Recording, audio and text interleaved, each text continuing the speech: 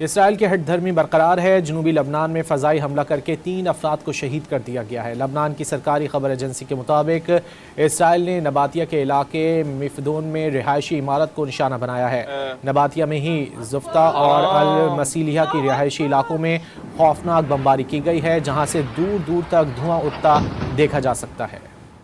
اسرائیل کی ہٹ دھرمی برقرار ہے۔ جنوبی لبنان میں فضائی حملہ کر کے 3 افراد کو شہید کر دیا گیا ہے۔ لبنان کی سرکاری خبر ایجنسی کے مطابق اسرائیل نے نباتیہ کے علاقے مفدون میں رہائشی عمارت کو نشانہ بنایا ہے۔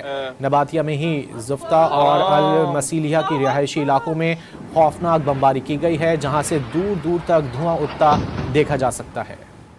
اسرائیل کی ہٹ دھرمی برقرار ہے۔ جنوبی لبنان میں فضائی حملہ کر کے 3 افراد کو شہید کر دیا گیا ہے۔ لبنان کی سرکاری خبر ایجنسی کے مطابق اسرائیل نے نباتیہ کے علاقے مفدون میں رہائشی عمارت کو نشانہ بنایا ہے۔ نباتیہ میں ہی زفتہ اور المسیلیہ کی رہائشی علاقوں میں خوفناک بمباری کی گئی ہے، جہاں سے دور دور تک دھواں اٹھتا دیکھا جا سکتا ہے۔